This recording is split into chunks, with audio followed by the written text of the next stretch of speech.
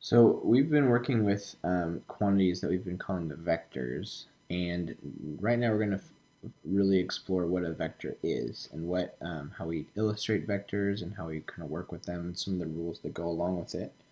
And the reason why is because we're going to start working with two-dimensional motion. In order to describe motion in two dimension, we have to use vectors in two dimension. And so to really get down to really be able to do that, we have to understand a little bit more about vectors. And so remember that a vector is a quantity that has both a magnitude and a direction, okay? And we can generally illustrate a vector with like an arrow. Okay, so this is a vector here, okay? And let's say that this vector is, let's say this vector is like, represents a displacement of 5 meters. Okay, and let's say we have another vector. This one we'll say represents a displacement of like 3 meters. Okay. Well, then we can add these vectors together, all right, and then their sum is going to be 5 plus 3, or 8 meters, okay? And so that's some basic vector addition. We can also subtract vectors. So we'll call this vector A and this vector B, okay? And let's say they want to find vector A minus B, okay? Well, A minus B using, gosh, I don't even know what this property is, but it would be the same thing as A plus negative B. Okay, and so with a vector, when you're adding a negative, what happens is this. So we'll take vector A, okay, right here, and then we're going to make vector B, but vector B is negative, so that's going to flip it the opposite direction. So it's going to flip it 90 degrees. We'll get as close as we can. Okay. And so we get something like this.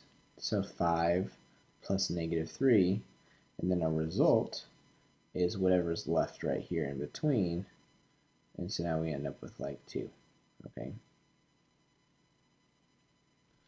And so we write this out. We had 5 meters, this time it was negative 3 meters, so then our resultant would be 2 meters.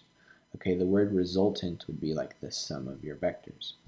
Okay, and so this is just some basic vector stuff. We can also multiply a vector by a scalar. And so if we have vector A, which is 5 meters, we could have 3A, which would be 3 vector A's. So 1, oops, 2,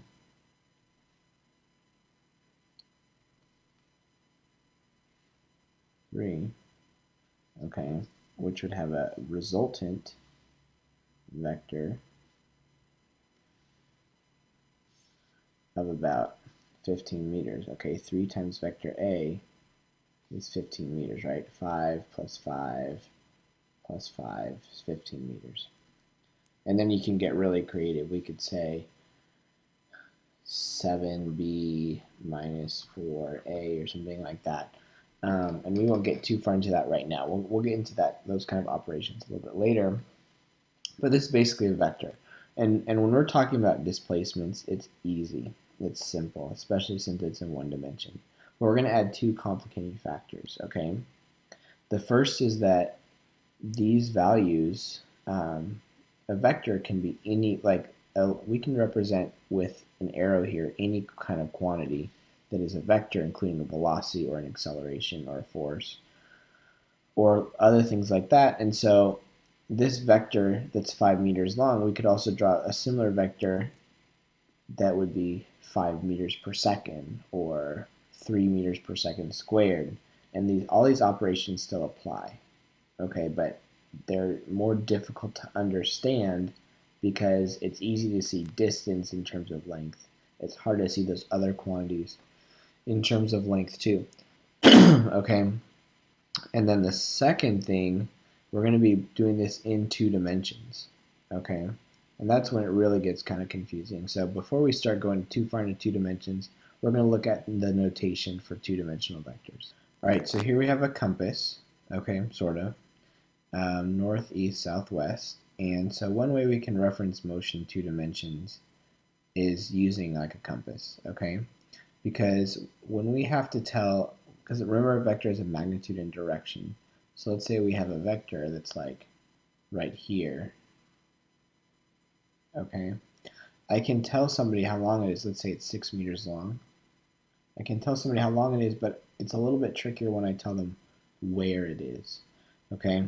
And so we'll say here that this is about 60 degrees, okay? And so this is vector A, and we'll say, okay, vector A is 6 meters long, and it has an angle of, we could say here that it's 60 degrees from east, right?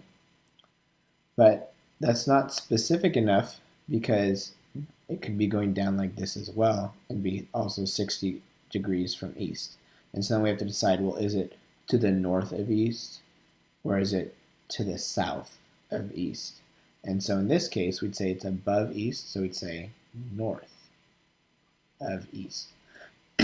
Okay, and I think it's a good habit just to reference east versus west when you're writing your angles, but we can also reference this away from north, because if it's 6 degrees away from northeast, then it's 30 degrees away from north. And so we could say, okay, well, this is 30 degrees, and it's from north, right? 30 degrees from north. It's not to the west of north, it's to the east of north, so it's 30 degrees east of north. Okay? Then I'm going to draw now vector B. Okay? So we'll say vector B located right here. This is 20 degrees. Okay, it's 5 meters long. And so now we need to describe this vector.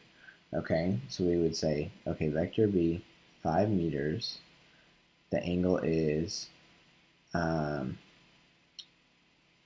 70 degrees south of west. Okay, because I like to reference it from this plane right here. Okay, so if this is 20, that would be 70 degrees here, and it's 70 degrees south as opposed to 70 degrees north. Okay, or it'd be 20 degrees what? 20 degrees west of south. Okay, I'm going to let you do one more now. I want you to reference this one for me. We'll call this one, that was vector B, so we'll call this one vector C. Vector C right here. We're going to say vector C is 7 meters long, and this will say this angle is 15 degrees. Okay, so go ahead and describe for me vector C. Give me the magnitude and the direction. Okay, and you can just give me one of them. All right, so the magnitude would be 7 meters, magnitude being how much, and its angle would be either 15 degrees south of east, or let's see, that'd be 75 degrees east of north. Okay, and that's all you got to do. And so we call this kind of notation. There's a lot of different kinds of notations for vectors. Okay, we call this one magnitude